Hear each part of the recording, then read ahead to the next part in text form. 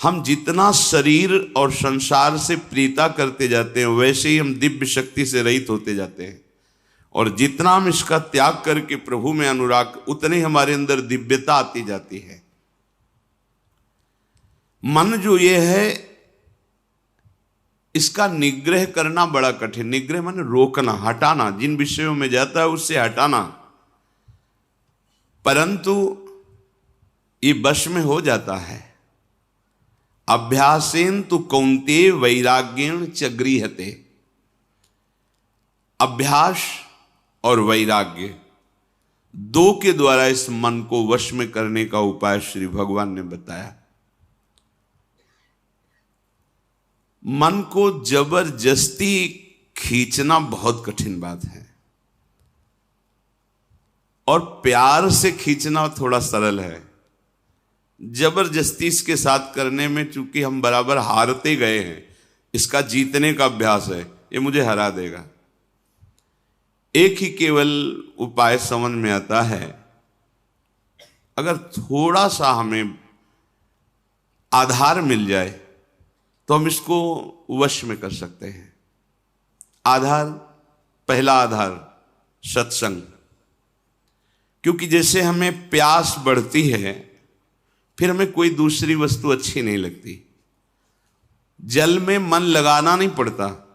देखिए, जब प्यास लगे तो आपको अधोटा दूध पिलाया जाए कि जल से बहुत ही कीमती है, आपको बिल्कुल नहीं, आपके मन को रुचेगा नहीं।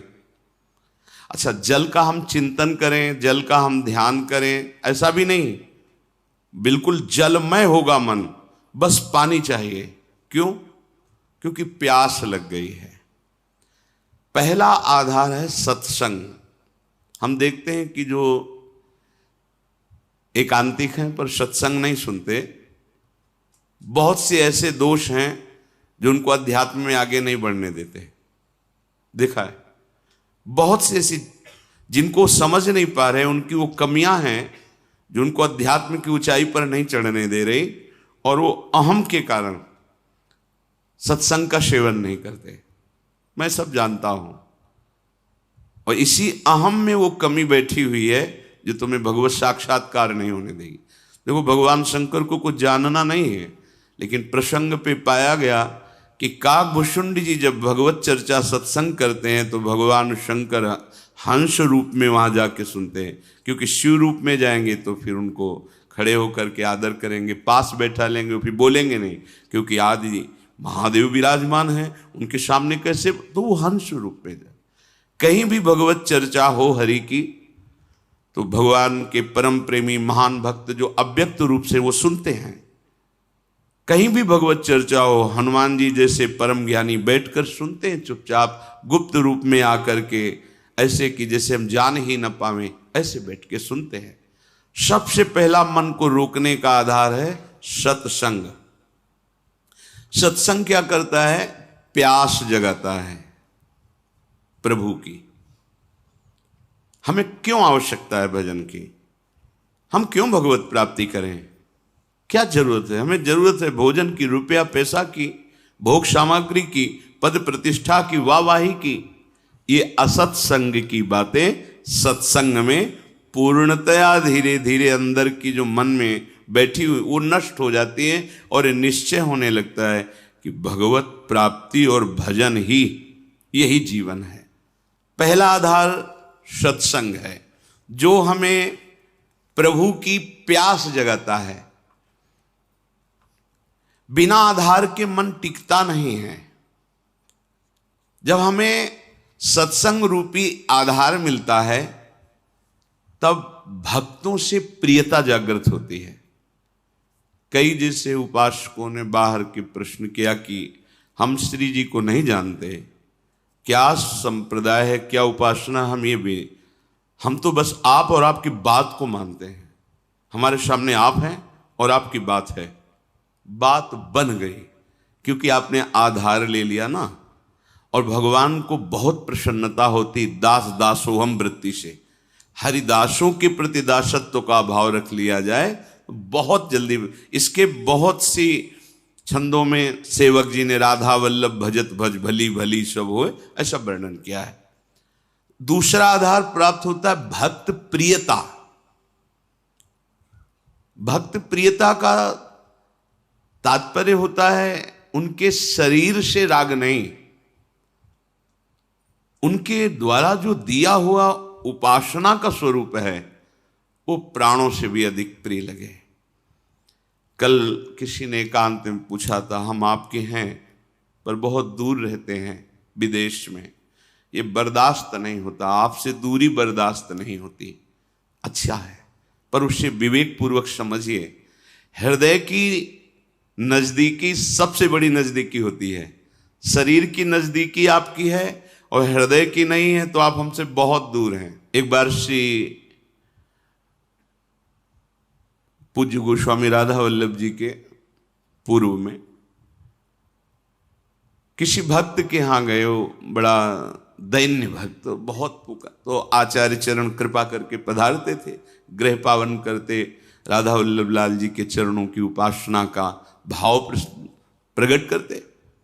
उन्होंने कुछ ऐसे नाम मात्र की भेंट दी, चरणों में रोए। तो एक शिष्य थे जो बहुत धनी मानी थे, तो उन्होंने एकांत में 1 लाख स्वर्ण मुद्राएं रखी और कहा, महाराज जी मुझे अच्छा नहीं लगता कि आप ऐसों के घर में जाएं, ये मुद्राएं रखिए, जब जितना आदेश करेंगे भेजते रहेंगे, ये हमारे गुरुदेव वैसे नहीं।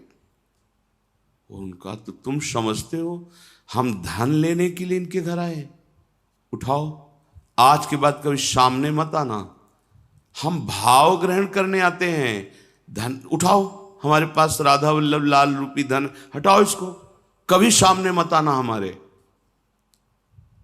क्या उन्होंने गलत कहा था? वो धनी थे, उनको था कि शायद ऐसा नहीं, गलत सोच अंदर की है।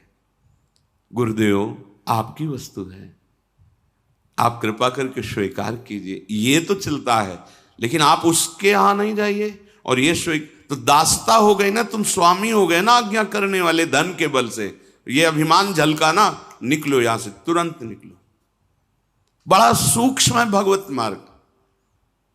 नाहरमल जी महाराज देखा कि अपने पीताम्बर में सूखी लकड़ियां आचार्य चरण स्वयं बीन करके वृंदावन की लताओं से प्यारी जू के लिए रसोई अमनिया करते हैं। देववंश से आए हुए थे राजघराने के, उनका प्रभु अच्छा नहीं लगा, आप लकड़ी बिन रहे, ये हम धीमर से करवा देंगे, आप विराजिए। यद्यपि उनके अंदर सुख देने की भावना है, पर प्रधान वृत्ति धन होने के कारण अगर ये कह देते कि प्रभु आप विराजिए, मैं बीन करके एकत्रित करता हूं, ये सेवा का सौभाग्य मुझे दीजिए, तो बहुत प्रशंसनीय बात, लेकिन धीमर से करवा देंगे। महाप्रभु ने कहा, विशुद्ध संतों की, रसिकों की कृपा से मुझे महारानी जी की सेवा का सौभाग्य मिला, श्री जी की सेवा को तुम हे देखते हो, धीमर से कर, आज के बाद मैं तुम्हारा त्याग करता हूं। खूब रोए, श्री जी से प्रार्थना की, जब श्री जी ने आदेश किया तब फिर क्षमा किया। भक्तों के संग का निर्वाह करना बड़ा कठिन होता है, क्योंकि भक्त का संग का जब रंग चढ़ेगा तो वो अपने स्वामी के दरबार में ले जाने लायक बनाएंगे। और यही दरबार दीन को आदर रीति सदा चली आई। हमारे मालिक के दरबार में दैन्य का प्रयोग होता है, हम का नहीं, दीनता। जेहि दीन पियारे वेद पुकारे, द्रवहु श्री भगवान। जिनको दीन प्यारे हैं तो संत जन क्या करते हैं? तुम्हारे अंदर के अहंकार को नष्ट करते हैं। अब जब अहंकार पर चोट पड़ी तो जैसे सांप की पूंछ पे पैर रख जाए तो फन, ऐसे अहंकार उड़ता है। तो हम दूसरी जगह देख लेंगे, और जहां वो दूसरी जगह खड़ा दिखाई दिया, गया मार्ग गया। अब नहीं, सब जगह से भाग करके एक ही उपाय है, महारानी की शरणागति। सब जगह से खुला मार्ग है, लेकिन इनकी शरणागति की पुष्टता रसिकों से अगर कहीं पंक्ति से बिलग हो गए तो अब कहीं के नहीं रहोगे, क्योंकि आधार अब मन का आपका अहंकार होगा, वो अहंकार आपको नष्ट कर देगा, किसी काम का नहीं रखेगा। किसी ने पूछा था हमसे, धनी थे, कि हमारी वृत्ति रही है बहुत दान देने की, हम क्या करें, क्योंकि उसके कारण बहुत लोगों का सानिध्य रहता है। बोला उसको उठा के यमुना जी में फेंक दो, जितने से तुम्हारी नमक रोटी चले उतना रख लो, देने लायक तुम मत रहो, क्योंकि ये देने की तुम्हारी अहंकार वृत्ति सतमार्ग से तुम्हें विचलित कर देगी, भगवत मार्ग से विचलित कर देगी। नहीं माना। भगवत प्रेमी महात्माओं का संग करने के लिए दैन्यता चाहिए, और दैन्यता भी ऐसी कि देने की स्मृति भी ना रहे, देने की स्मृति भी न रहे। मैंने कुछ दिया है और एहसान माने कि मेरी मानी हुई मान्यता को इन्होंने स्वीकार कर लिया, अहो भाग्य जिसे मैं ढो रहा था उसको इन्होंने मिटा दिया। जब भक्त संग होता है इसके बाद उसको प्रेम का आधार मिलता है। क्या? नाम में प्रीति, रूप में प्रीति, लीला में प्रीति, प्रभु की सेवा में प्रीति। अब जैसे उसे ये आधार मिला तो फिर मन लगाना नहीं पड़ता, स्मरण प्रारंभ हो जाता है। पर आधार आपका एक एक कदम सुदृढ़ होना चाहिए, फिसलना नहीं चाहिए। जो तुम्हारे अनुकूल बर्ताव करे सदैव, तो आप निश्चित समझ लेना आपका दरबार में प्रवेश नहीं होगा।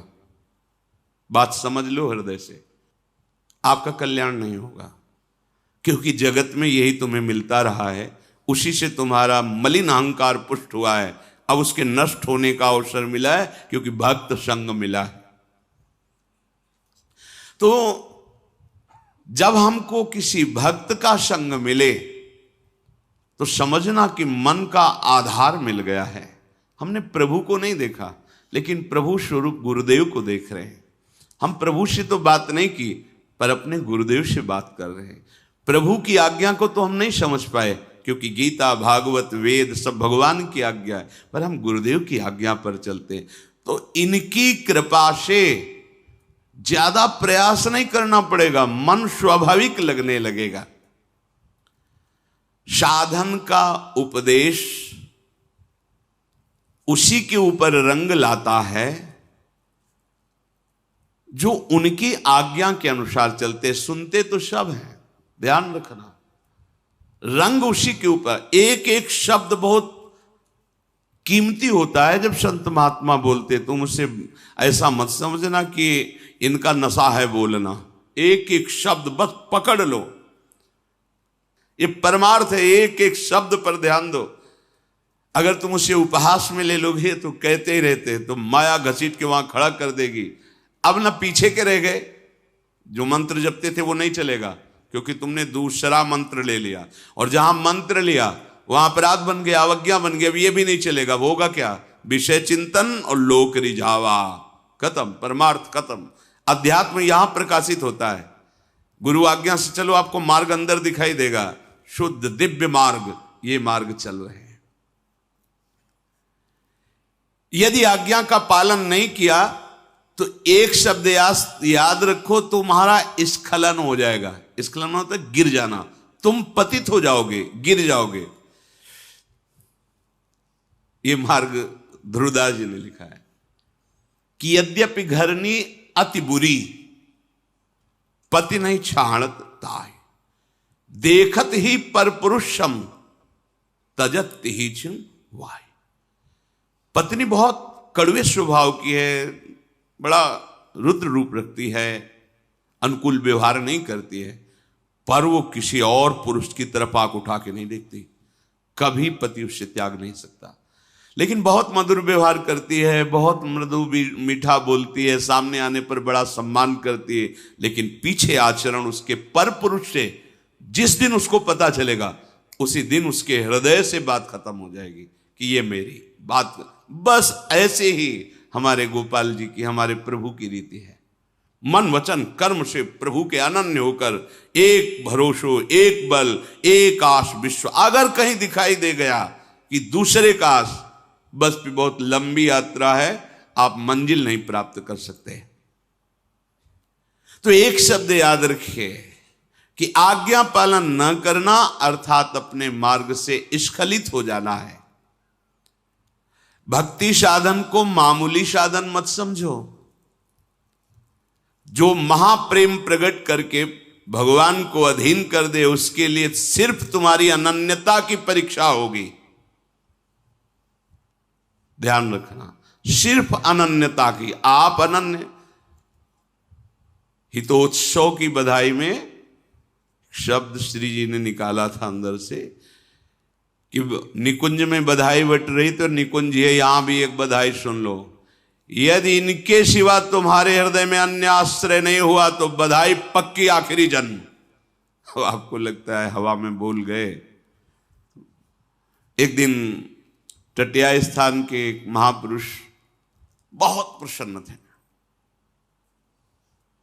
उन्होंने कहा आज जो आ जाएगा, जो मांगेगा वो दे देंगे। संतों की मौज होती।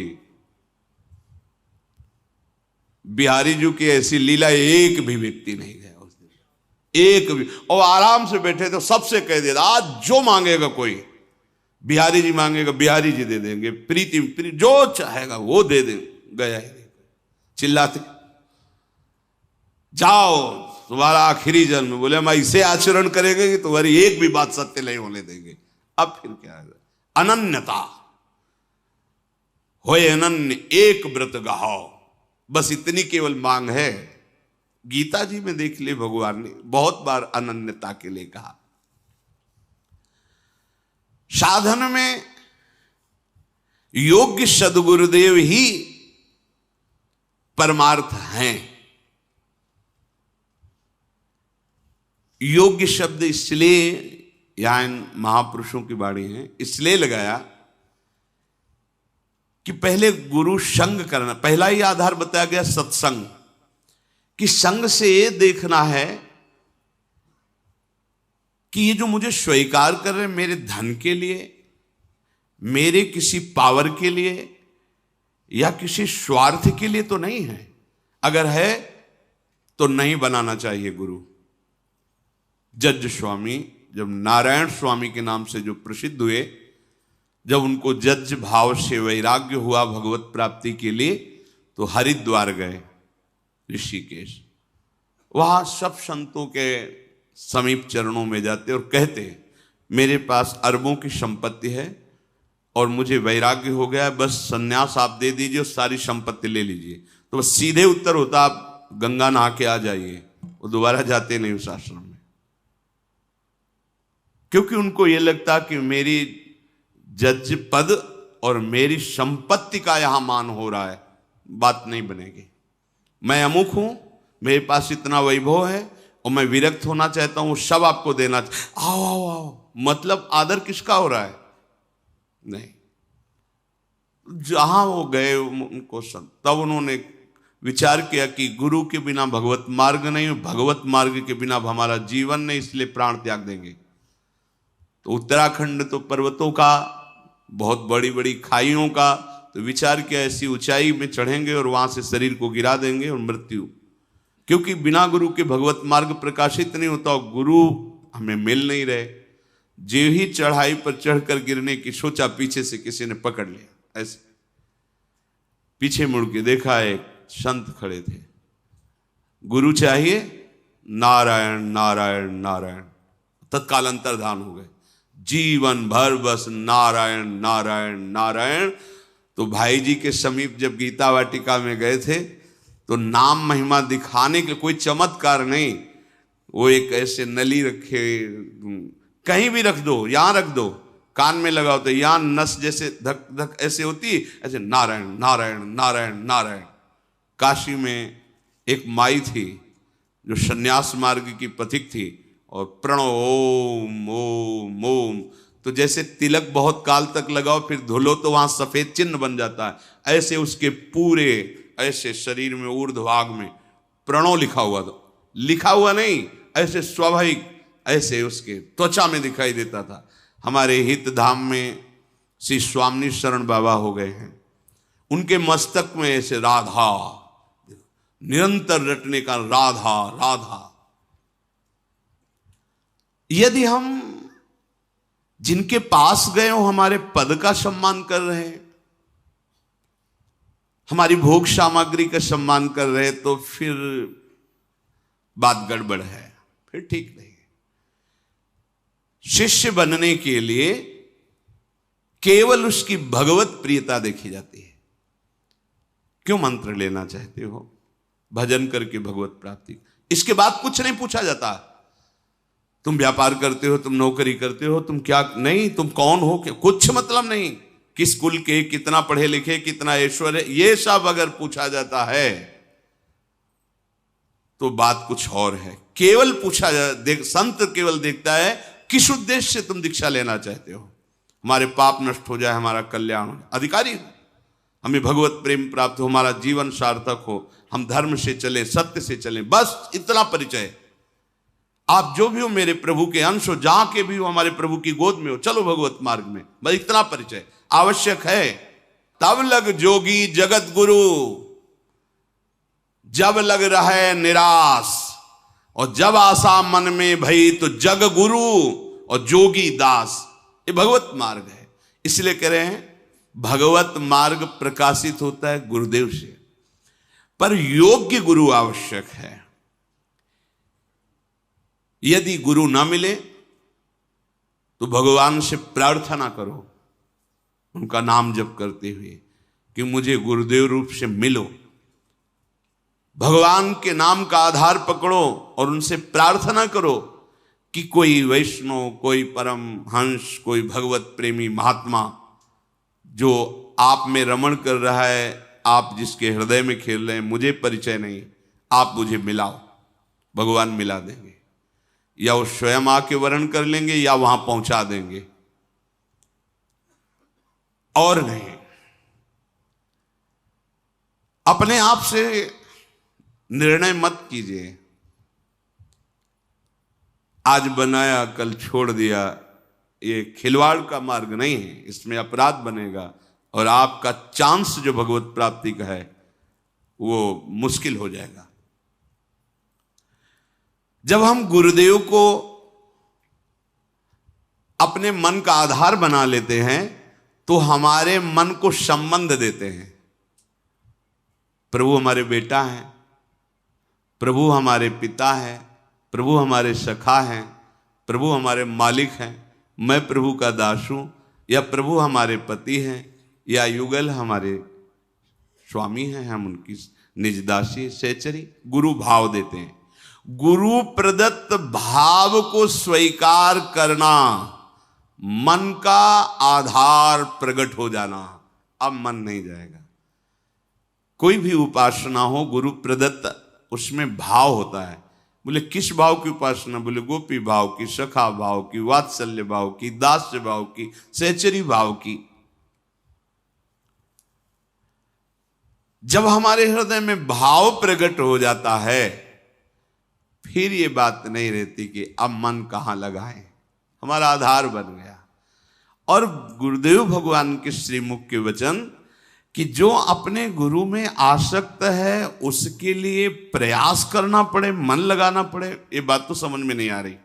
महाराज जी कहते ये बात तो समझ में नहीं आ रही है। अरे इतनी विशाल वृक्ष की छाया में और तुम्हें धूप लग रही, बात समझ में नहीं आ रही। गुरु के सानिध्य में रहने, सानिध्य का मतलब समझो पहले कह चुके हैं, नहीं लगेगा हम तो सानिध्य में नहीं, हम तो अमेरिका में रहते हैं अमुक जगह। जो गुरु सानिध्य मतलब उनकी आज्ञा में है, हृदय की दूरी है, हृदय की नजदीकी है। उनके सानिध्य में रहते हैं, उनको ज्यादा प्रयास नहीं करना पड़ता। क्यों? उनके वचनों में वो पावर है, मन को घसीट लेता है। जैसे चुंबक लोहे को घसीट लेता है, ऐसे गुरु के वचनों में, गुरु प्रदत्त नाम मंत्र में पावर है। वो आचार्य परंपरा से सिद्ध मंत्र वो घसीट लेगा। कब? जब अनन्य भाव से उनके चरणों में प्रीति है।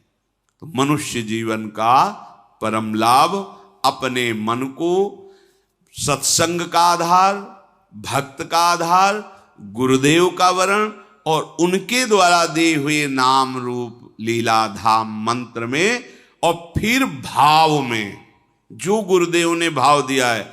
अब अपना भाव नहीं, अपना भाव तो गुरुदेव में है, अब गुरुदेव का भाव हमारे हृदय में, जीवन परम धन्य हो गया।